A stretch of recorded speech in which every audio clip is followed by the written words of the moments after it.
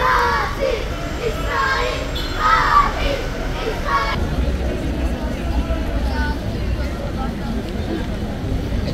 Devam, Hamas'a selam, direnişe devam. Ya Allah, Bismillah, Allahu Ekber. Ya Allah, Ya Allah! Bismillah! Allahu Ekber! Katil İsrail! Filistin'den defol!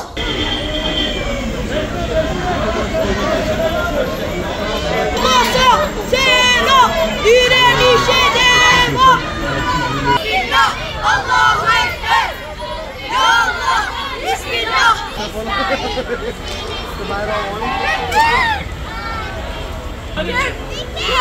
Allah'a emanet. Allah'a emanet.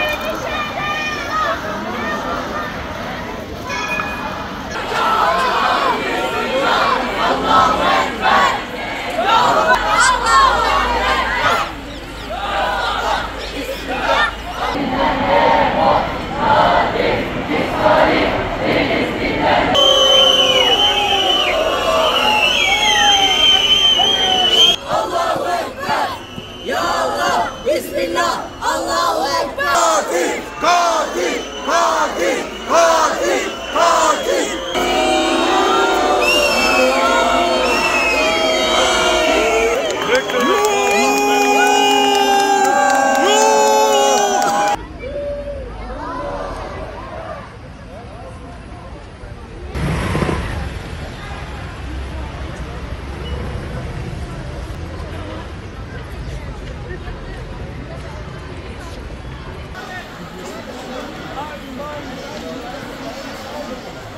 Ezmek tek çare olacak dünyada.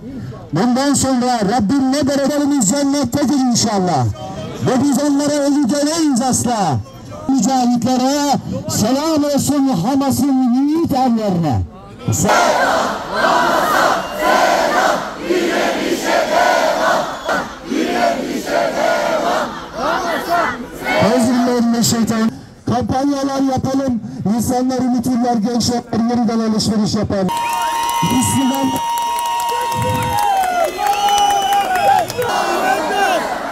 Müslümanlardan kazandığımız...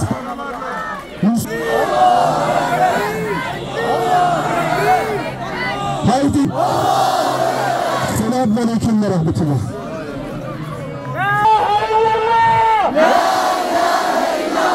Kıymetli dostlar. Değerli Hazirun, bizler Filistin inisiyatifini hiçbir kurum ve kuruluşla bağlı olmayan, sadece Gazze'de ölümleri, yapılan soykırımı canlı yayında izlemek istemeyen insanlar olarak bir araya gelerek kurduk.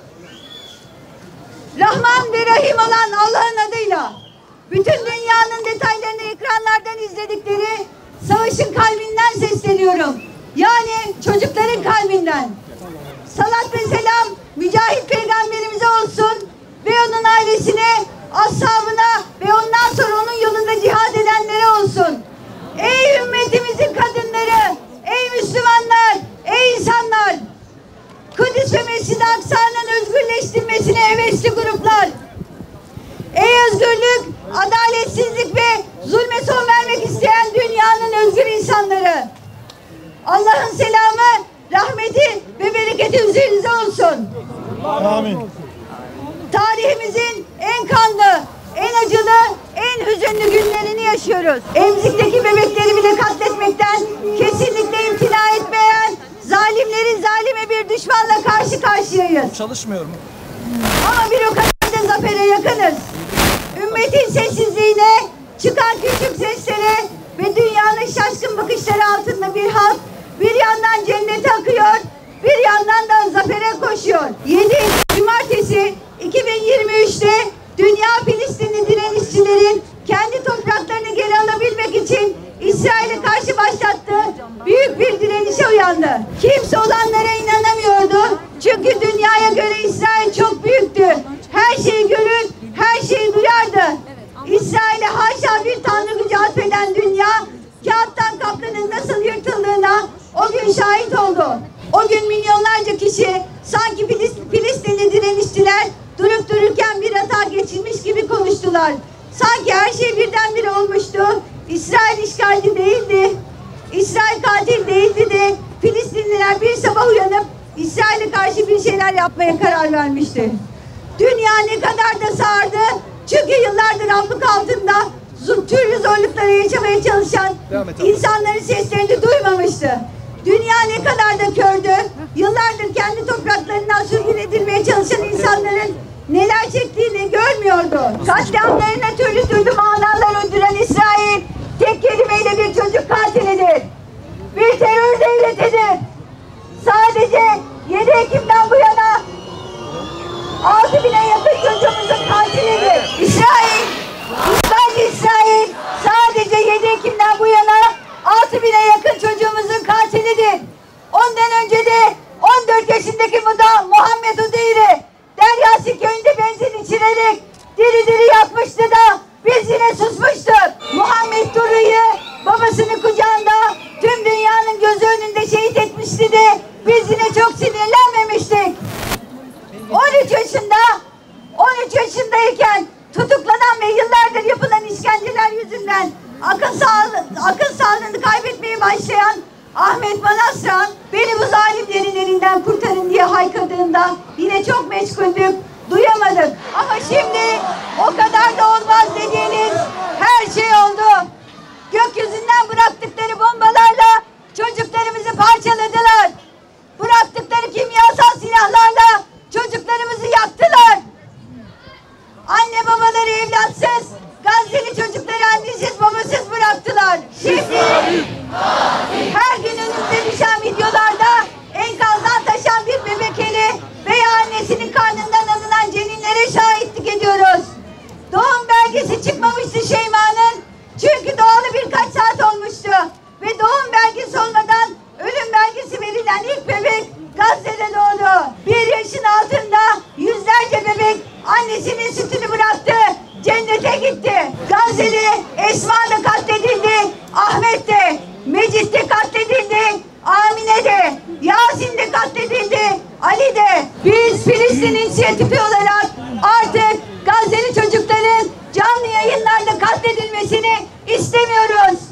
Biz Müslümanlar olarak Gazze'li çocukların elinde ekmeğiyle katledilmesini istemiyoruz. Gazze'li annelerin, babaların enkazların arasından çocuklarını aramasını istemiyoruz. Biz Gazze'li annelerin ve babaların çocukların kollarına ve bacaklarına isimlerini yazmalarını istemiyoruz. Ey zalim ve katil!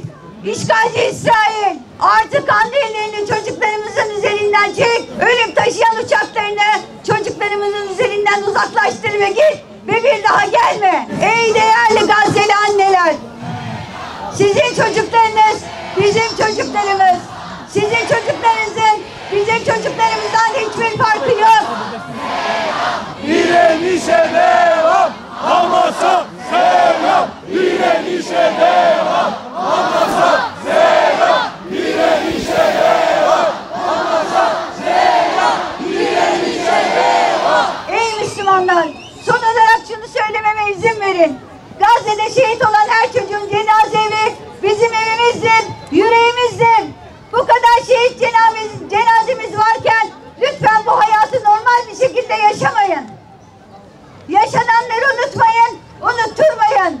Evlerinize katillerin mallarını sokmayın. Unutmayın ki çocukları katledildiği bir dünyada kimse masum değildir. Uyuma, Filistin'e sahip çık.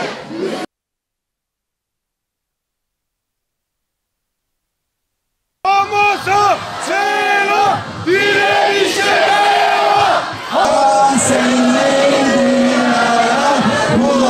Muhammed'in nebiyyül ümmiyyin ve ala alihi ve sahbihi ve sellem.